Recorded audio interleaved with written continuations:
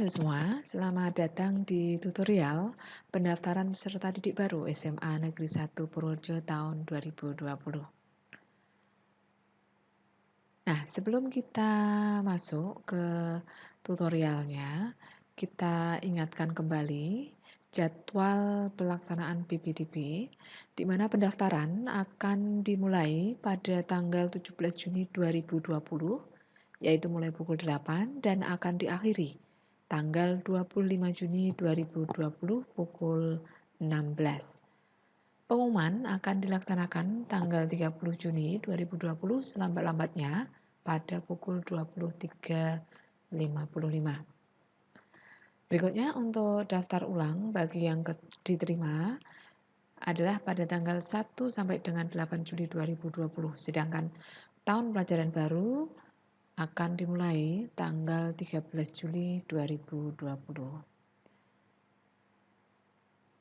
Sebelum melakukan pendaftaran, maka yang harus disiapkan oleh para calon pendaftar, yang pertama adalah materai, materai 6.000 sebanyak 1 lembar, surat pernyataan, surat keterangan nilai rapot, KK atau surat keterangan domisili, rapot, akte kelahiran, bukti pendukung lainnya seperti piagam atau keterangan sebagai anak nakes ataupun kartu miskin yang dikeluarkan oleh pemerintah atau pemerintah daerah. Nah, inilah langkah-langkah ketika akan mendaftar peserta didik baru di SMA Negeri 1 Purworejo.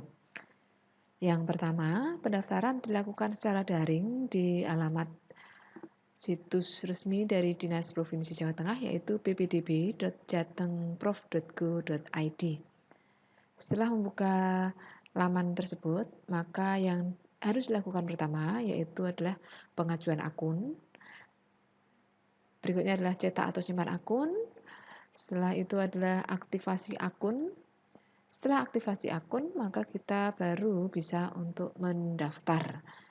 Nah, setelah melakukan pendaftaran, maka kita harus mencetak atau menyimpan bukti pendaftaran. Nah, sekarang kita langsung saja tunjukkan tutorial bagaimana proses pendaftaran melalui ppdb.jatengprof.go.id. Oke, kita mulai saja. Oke, setelah kita masuk ke website PPDB Jateng, maka yang kita lakukan pertama kali adalah ajuan akun. Nah, ajuan akun ini kita pilih di SMA ya. Nah, kita klik ajuan akun, berikutnya kita masukkan NISN. Nah, kita masukkan NISN 0045 457 688. Berikutnya kita pilih dalam provinsi, berikutnya jenis lulusan. Untuk nantinya yang mengikuti jenjang biasa maka kita masuk ke reguler ya, kecuali yang paket A, paket B, paket SLB dan yang lain-lain. Tapi untuk versi demo ini yang aktif adalah untuk yang paket ya. Berikutnya tahun lulusnya 2020. Nah, setelah itu kita lanjutkan tanggal lahir. Tanggal lahir ini kita bisa klik ikon kalender di sini, kita klik tahunnya, kita bisa langsung tuliskan tahunnya, kita pilih. Nah, kita pilih bulan, berikutnya tanggal. Domisili, berikutnya domisili ini ada sesuai KK atau sesuai keterangan domisili. Nah, ini kita contohkan sesuai KK dalam provinsi. Berikutnya kita masukkan NIK 33066061204001. Berikutnya kita bawahkan ada kode keamanan, kita tuliskan 2998. Berikutnya kita klik lanjutkan. Nah, ini sudah keluar data kependudukannya.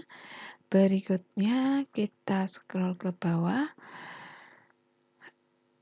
Data asal sekolah kita bisa mencari dengan klik di sini. Ya, kita cari saja Purworejo, atau mungkin kalau mau lebih lengkap langsung SMPN 2 Purworejo, seperti itu. Kita klik. Nah, ini sudah keluar, kita pilih SMPN 2. Nah, ini sudah tidak, yang ada tanda seperti ini berarti ini sudah tidak bisa diisi, ini sudah tidak perlu kita isi. Nah, berikutnya ini yang data masih aktif, ini kita isi, ada nomor HP. Nah, kita masukkan nomor HP. Setelah itu tanggal KK dikeluarkan. Sama seperti mengisi tanggal lahir tadi, kita klik di sini. Kita klik tahunnya. Kita pilih bulannya. Kita pilih tanggal. Nah, berikutnya ada informasi tambahan. Informasi tambahan untuk status domisili tidak perlu kita isikan atau tidak perlu kita ubah-ubah karena sudah ada simbol tanda ini merah ini ya. Nah, yang perlu kita isi di sini adalah anak tenaga kesehatan penanganan langsung COVID. Nah, kita klik, kita pilih ya atau bukan. Nah, di sini saya klik bukan. Status siswa miskin. Nah, kita bisa pilih ini, pilih bukan. Status anak guru di sekolah pilihan, ya atau bukan. Ini saya pilih bukan. Berikutnya ini ada status siswa pindahan. Ya, status siswa pindahan, ya ini dimaksudkan untuk siswa yang pendaftar dari jalur mutasi atau perpindahan orang tua. Ya, kita di sini contohkan tulis pilih bukan. Nah, berikutnya ada nilai rapot. Nilai rata rapot semester 1 sampai 5. Nah, untuk mengisi nilai rata rapot ini yang kita gunakan adalah angka 0 sampai 10 dengan 2 digit di belakang itu menggunakan titik bukan koma ya. Saya contohkan misalkan nilai bahasa Indonesia 9.78 seperti itu. Berikutnya matematika 9.12. Ya. Jadi saya ulangi, pakai titik bukan pakai koma. Nah, kita masukkan. Berikutnya rapot IPA. Ya. Nah, setelah nilai rapot, berikutnya kita ada nilai kejuaraan. Pilih prestasi tertinggi yang dimiliki pada masing-masing bidang. Nah, di sini ada kita bisa masukkan paling banyak ada 5.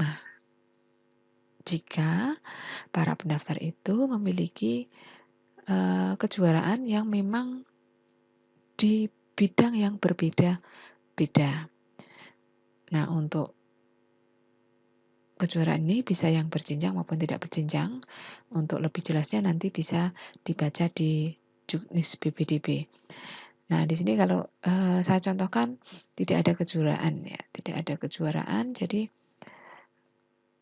saya hapus saja. Nah, jika tidak ada kejuaraan, maka kita pilih, jangan dibiarkan saja, tapi dipilih tidak memiliki kejuaraan. Nah, kalau sudah kita lanjutkan. Nah, kita scroll ke bawah lagi. Nah, ini sudah. Ya, kita cek lagi. Ya, kalau sudah tidak ada yang salah, maka kita kita klik setuju. Kita lanjutkan. Nah, di sini sudah muncul nama, nomor peserta, dan kode verifikasi. Nah, ini bisa kita cetak bukti ajuannya. Nah, jika tidak mau mencetaknya, maka kita bisa di save ya. Kita simpan dalam bentuk PDF, kita save. Ya, bukti ya. Kita save. Nah, berikutnya kita kembali. Setelah kita simpan tadi ya dengan klik cetak, maka ini kita tutup. Nah, kalau sudah kita tutup, maka sekarang kita akan melakukan pendaftaran. Nah, pendaftaran kita di sini contohkan untuk jalur zonasi. Kita klik zonasi. Ya, setelah kita memilih jalur zonasi, maka yang kita lakukan pertama kali adalah melakukan aktivasi akun. Nah, untuk aktivasi akun ini, maka kita klik login. Ya. Nah, karena kita belum melakukan aktivasi, maka kita klik dulu yang di sini. Ya. Jadi Anda belum melakukan aktivasi, klik tombol aktivasi berikut. Ya, kita klik. Nah, sekarang kita masukkan nomor peserta. Nomor peserta tadi yang sudah kita simpan.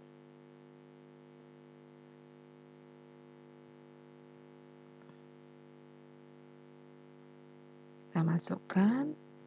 Berikutnya tokennya kita masukkan juga.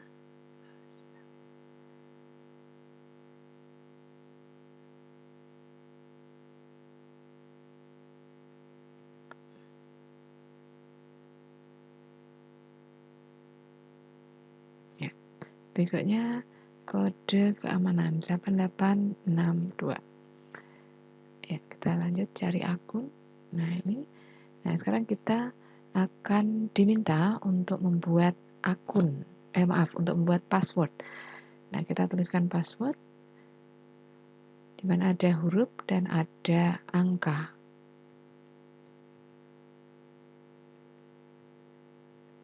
Ya. Berikutnya kita ulang kembali di konfirmasi password. Ya, password yang sudah kita tuliskan di atas kita ulang kembali.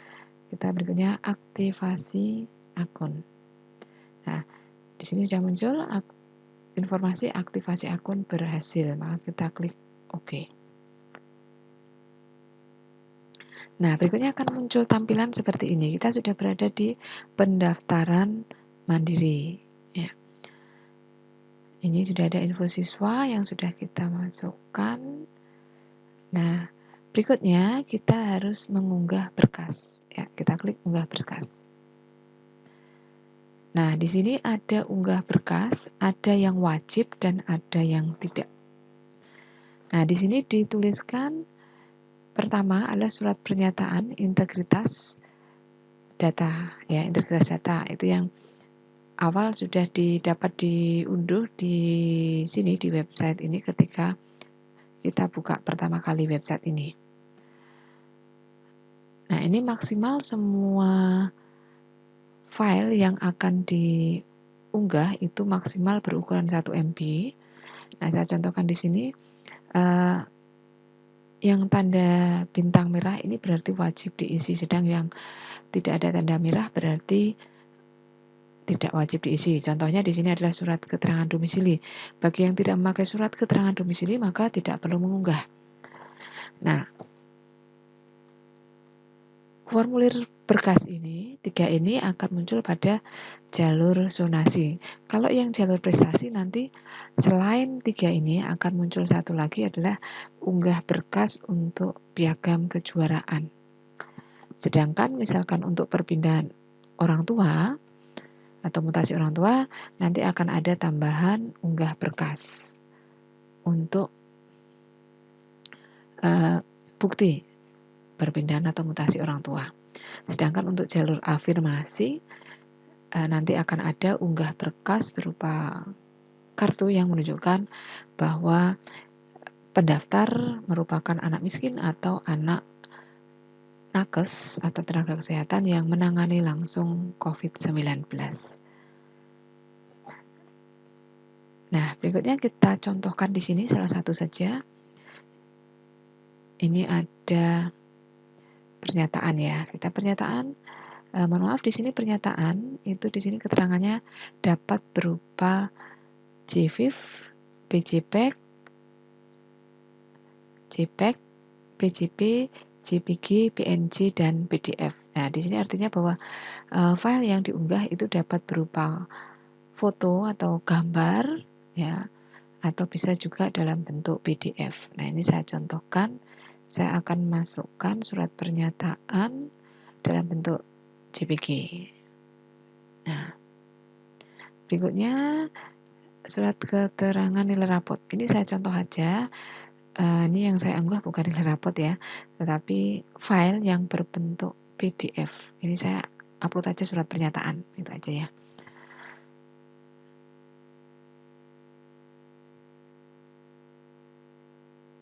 Nah, ini file surat pernyataan dalam bentuk PDF. Sedang yang di sini adalah ini ada 70,5 KB itu JPEG dalam bentuk gambar. Nah, yang ini tidak wajib sehingga kita bisa melewatinya. Kita kembali ke beranda. Nah, setelah unggah file, nanti di sini bisa dilihat berkasnya ya untuk mengecek. Nah, setelah itu kita lanjutkan dengan pilih sekolah. Nah, di awal pemilihan sekolah ini akan ada konfirmasi pelimpahan. Maksudnya apa? Maksudnya adalah jika pendaftar memilih di sekolah tujuan tetapi tidak diterima karena kuotanya tidak mencukupi, maka peserta atau pendaftar tersebut nanti dapat dilimpahkan ke sekolah yang belum terpenuhi kuotanya. Nah, jika pendaftar tersebut bersedia dilimpahkan ke sekolah lain yang masih kurang kuotanya atau kurang pendaftarnya, maka dapat memilih ya. Tapi kalau jika tidak mau untuk dilimpahkan oleh sistem ke sekolah yang masih kekurangan pendaftar, maka pilih tidak. Terima kasih. Seperti itu. Berikutnya kita lanjutkan. Nah, berikutnya kita pilih atau tambah sekolahnya. Nah, informasi di sini Anda dapat memilih maksimal semua sekolah dalam zona. Itu biasanya ada 3 sekolah yang dapat kita pilih. Ya, di sini ada SMA 1, SMA 6, SMA 7. Nah, sekarang kita pilih dulu misalkan pilihan pertamanya SMA 1. Nah, akan muncul SMA 1, peminatan yang dipilih misalkan IPA. Berikut tambah lagi, misalkan saya akan pilih semuanya. Berikutnya pilihan kedua saya adalah SMA 7. Nah, saya pilih IPA. Nah, berikutnya saya tambah lagi SMA 6. Saya pilih IPA karena saya tertariknya di IPA. Kalau sudah, maka kita lanjutkan.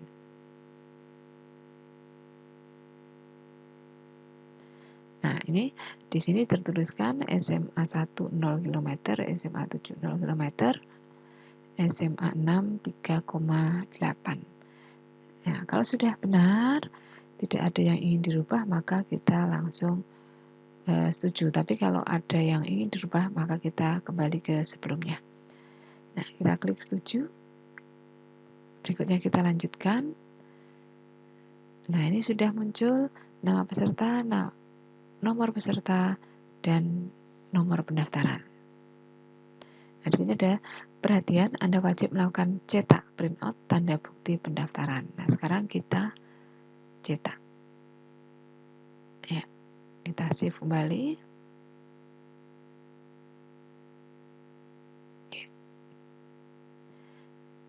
Nah, kita sudah selesai melakukan pendaftaran. Maka berikutnya kita dapat menutup. Nah, demikian tadi untuk tata cara bagaimana kita melakukan ajuan akun, aktivasi akun, dan juga pendaftaran.